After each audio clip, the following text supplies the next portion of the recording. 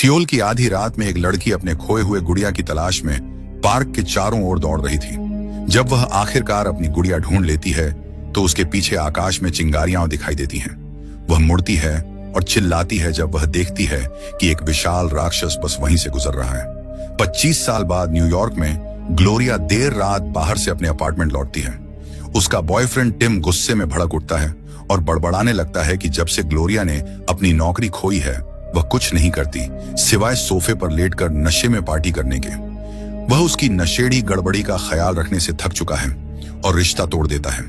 Tim पहले ही उसके सारे सामान पैक कर चुका होता है और चाहता है कि वह उसके काम से लौटने से पहले निकल जाए। जब टिम चला जाता है तो ग्लोरिया के पार्टी के दोस्त अपार्टमेंट में घुस आते हैं, पर वह सदमे में ठिठक कर कुछ नहीं कर पाती। कुछ समय बाद ग्लोरिया अपने बचपन के घर छोटे शहर में लौटती है। घर में तो फर्नीचर तक नहीं होता, इसलिए वह फर्श पर सो जाती है। अगली सुबह वह एयर मैट्रेस खरीदने दुकान जाती है और वहीं अपने बचपन के दोस्त ऑस्कर से टकरा जाती है, जो उसे घूमने के लिए पूछता है। ग्लोरिया छुट्टी पर होने का नाटक करती हुई मान जाती है। ऑस्कर के बार पर ग्लोरिया बार बार सिर खुजलाती रहती है। वह बताती है कि यह एक नर्वस टिक है जो उसे कभी कभी अजीब सा महसूस होने पर होता है। बाद में ग्लोरिया ऑस्कर के दोस्तों जोएल और जी से मिलती है और वे बातचीत करते हैं। वह पीने से बचने की कोशिश करती है, पर जब ऑस्कर उसके सामने बियर रखता है तो वह बेवजह उसे पी लेती है। बार बंद होने के बाद समूह रात भर बातें और शराब के बीच समय बिताता है। जोएल ग्लोरिया को किस करने की कोशिश करता है, पर वह दूर हट जाती है। ऑस्कर यह देखकर चिल्लाता है और अपने दोस्त पर नाराज होकर निकल जाता है। ग्लोरिया अपना मैट्रेस पार्क से खींचकर घर ले जाने की कोशिश करती है, पर उसे लगाकर वह सो जाती है और सपना देखती है। अपने छोटे आप को पार्क में देखती है जहां हवा उठती है और आकाश में बिजली चमकती है। उसकी बहन की फोन कॉल उसे जगाती है जो सियोल में राक्षस के हमले के बारे में बताती है। ग्लोरिया कंप्यूटर उठाकर खबरें देखती है और विशाल राक्षस को शहर में चलते और विनाश मचाते हुए देखती है। वह टिम को कॉल करती है, पर टिम बताता है कि यह घटना 9 घंटे पहले हुई थी, यानी ग्लोरिया फिर से पीकर और दुनिया से कट कर रही थी। निराश और छिड़कर ग्लोरिया फोन काट देती है। शाम को वह बार लौटती है और बड़ी स्क्रीन पर राक्षस की फुटेज देखते हुए फिर शराब पीती है। रिपोर्टर पीड़ितों के बारे में और हवा में प्रदूषण की बात करते हैं। बार छोड़ने के बाद ग्लोरिया ताजी हवा के लिए पार्क जाती है और बेंच पर सो जाती है। अगले दिन वह टिम को कॉल करती है, पर वह उसकी नशे में बातें सुनकर बात करने से इनकार कर देता है। गुस्से में ग्लोरिया फोन जमीन पर फेंक देती है। फिर वह घर आती है और पलंग फुलाने के लिए प्लग लगाती है, पर सो जाती है। ऑस्कर दरवाजा खटखटाता है। वह उसे पुराना टीवी लेकर आया है और सेट करते हुए बताता है कि राक्षस फिर से सियोल में प्रकट हुआ है। यह सिर्फ वहीं खड़ा होकर हाथ के इशारे कर रहा था। कुछ इमारतें टूटी और कुछ लोग घायल हुए, पर पिछले हमले जैसा पूरा विनाश नहीं हुआ। राक्षस 8:05 पर आया था, वही समय जो पिछली रात और 25 साल पहले था। पहले लोग इसे हॉक्स समझते थे क्योंकि केवल एक तस्वीर थी, पर अब कहानी सत्यपुष्ट हुई है। जाने से पहले ऑस्कर ग्लोरिया को बार में नौकरी का प्रस्ताव देता है और वह गले लगाकर स्वीकार कर लेती है, पर वह एक वीडियो पर राक्षस को सिर खुजलाते देखने के बाद विचलित हो जाती है। उसी रात बार में ग्लोरिया अच्छा काम करती है, पर बड़ी स्क्रीन को बार बार देखती रहती है कि राक्षस ने ऐसा इशारा किया जैसे उसने कुछ जमीन पर फेंका हो। अगले दिन घर पर ग्लोरिया पहली हमले की फुटेज देखती है और ध्यान देती है कि राक्षस कंधे पर कुछ खिंचाते हुए दिखाई देता है। फिर वह पार्क जाकर महसूस करती है कि राक्षस ने वही इशारे उसकी मौजूदगी में नकल किए जो उसने वहां किए थे। कुछ दिनों तक राक्षस दिखाई नहीं देता। लोग अजीब सी थ्योरियां लगाते हैं कि शायद राक्षस कोई मशीन है जिसे दूर से किसी ने कंट्रोल किया, क्योंकि यह कभी नीचे नहीं देखता। ग्लोरिया जांच पड़ताल करती रहती है और सियोल और अपने छोटे शहर के बीच नक्शों में पैरेलल बनाती रहती है।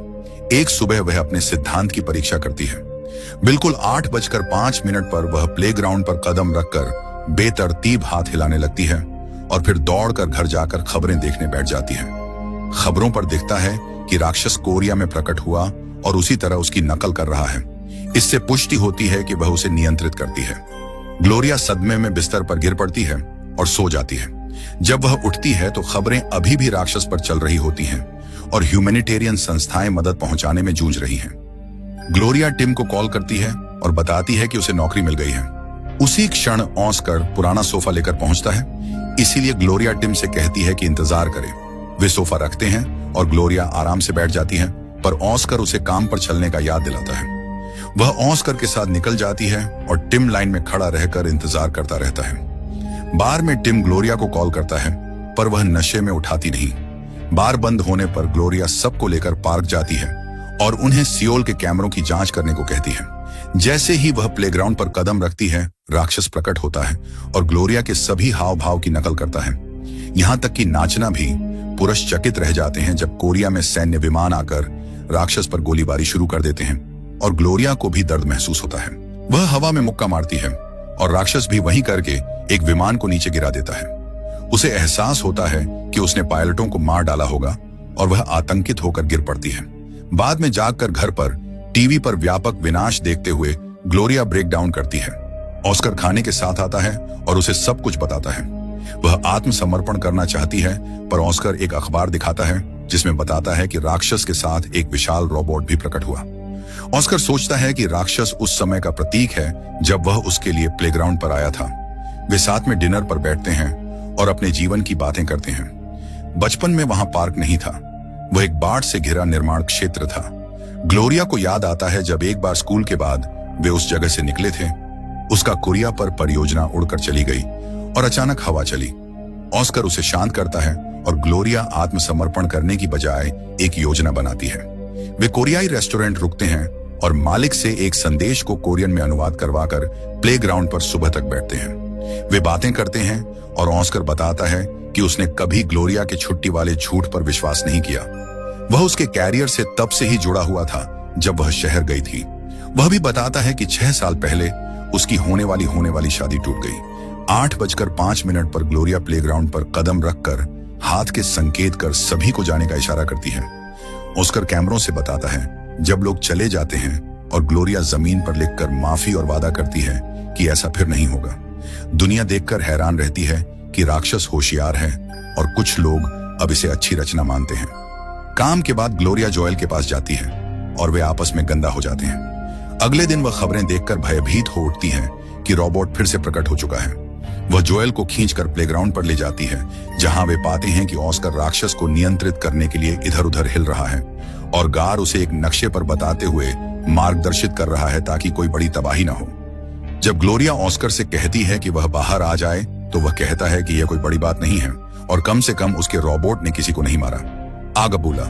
ग्लोरिया प्लेग्राउंड पर कदम रखकर अपना राक्षस भी बुला लेती है।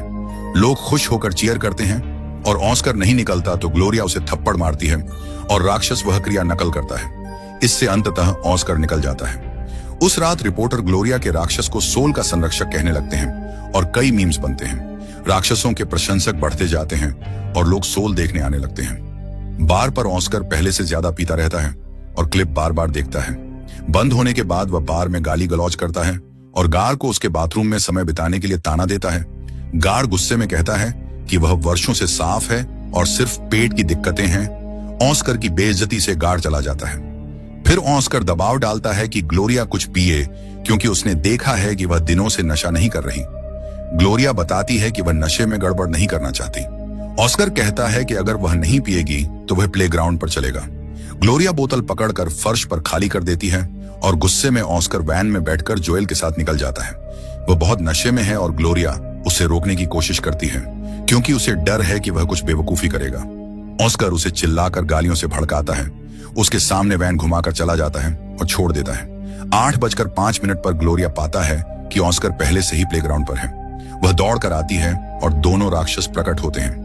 वह ऑस्कर को थप्पड़ मारना शुरू कर देती है और ऑस्कर उसे तंग करता रहता है। उनके थप्पड़ मुक्कों की नकल कर राक्षस भी वही करता है और दर्शक जयकारे लगाते हैं। फिर वह और जोरदार होकर ऑस्कर को धकेलने की कोशिश करती है, पर वह पकड़कर नीचे गिरा देता है। जोएल अपने टैबलेट पर गिरते हुए राक्षसों को देखकर रोकने की भीख मांगता है।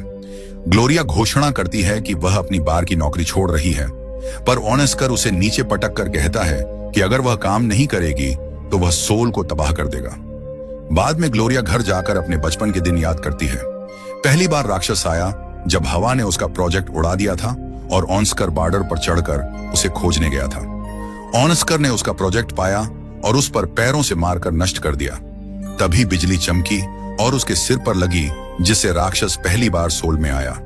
वह खून बहाने लगी और बेहोश हो गई। बिजली ऑस्कर को भी जकड़ कर गिरा गई। उनके साथ वे बच्चों के पास एक राक्षस और एक रोबोट की खिलौना थी। वर्तमान में ग्लोरिया बताती है कि यह रोमांटिक जलन नहीं है, ऑस्कर बस खुद से नफरत करता है। ग्लोरिया शहर गई और करियर बनाया, जबकि ऑस्कर छोटे शहर में फंस गया और उसे अपने जीवन पर पछतावा है। वह टिम को कॉल कर बताती है कि वह उसके साथ चली जाएगी। टीवी पर सोल की सायरन बज रही होती है क्योंकि 8:05 नजदीक है। ऑस्कर प्लेग्राउंड के लिए निकलने की कोशिश करता है, पर ग्लोरिया उसे रोकने के लिए एक कुर्सी से मारती है। क्रोधित ऑस्कर काउच को लात मारता है और लकड़ी का टुकड़ा उठाकर उसके पीछे आता है तो ग्लोरिया उस पर बुक शेल्फ फेंक देती है। जब वह खिड़की से कूदकर पूल में कूदकर निकलता है तो ग्लोरिया फिर उसे रोकने की कोशिश करती है, पर वह फेंस के ऊपर से कूदकर भाग निकलता है। फिर ग्लोरिया प्लेग्राउंड पहुंचकर लड़ने को तैयार होती है, पर ऑस्कर भी वहीं आता है और वह मुश्किल से एक वार लगा पाती है, पर जल्दी ही ऑस्कर उसे दबा देता है। वह कहता है कि अगर वह चाहती है तो न्यूयॉर्क लौट सकती है, पर तब वह सोल को तबाह कर देगा। ऑस्कर जमीन पर चलना शुरू कर देता है और कोरिया में हजारों मौतें होती हैं। ग्लोरिया टूट जाती है और देखती है कि उसका नक्शा उल्टा लटका है। यह उसे एक विचार देता है। वह अपने बैग पैक कर हवाई अड्डे भागती है और सियोल के लिए उड़ान लेती है। वहां पहुंचकर वह टिम को कॉल करती है और बताती है कि वह ठीक है और अब अपने जीवन पर काबू पा चुकी है। इस बीच ऑस्कर ग्लोरिया के घर जाकर देखता है कि वह जा चुकी है और प्लेग्राउंड लौट आता है। वह रोबोट को वापस बुला देता है और लोग घबराकर भागते हैं, पर ग्लोरिया सीधे रोबोट की ओर चलती है।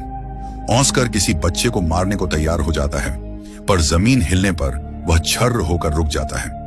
आश्चर्यचकित वह देखता है कि ग्लोरिया का राक्षस उसके सामने प्रकट हो गया है। वह तुरंत भागता है, पर ग्लोरिया के राक्षस द्वारा पकड़कर फेंका जाता है और रोबोट ऊपर उड़कर चला जाता है, जबकि ऑस्कर रोते हुए गिड़गिड़ाने लगता है और अपमानजनक शब्दों से भर देता है। ग्लोरिया उसे दूर फेंक देती है और अब जब उसे समापन मिल चुका है तो उसका राक्षस गायब हो जाता है। लोगों ने जश्न मनाया जब रोबोट भी गायब हो गया। जोएल खबरों पर अपडेट देख रहा था और ग्लोरिया सड़क पर चलते देखकर मुस्कुराया कि उसने सब कुछ सुलझा दिया। ग्लोरिया एक बार फिर बाहर चली जाती है और रोते हुए क्लर्क से कहती है, क्या वह एक अद्भुत कहानी सुनना चाहेगा? पर वह नशा का प्रस्ताव पाकर झुंझला जाती है। सब्सक्राइब करना और नोटिफिकेशन चालू करना न भूलें।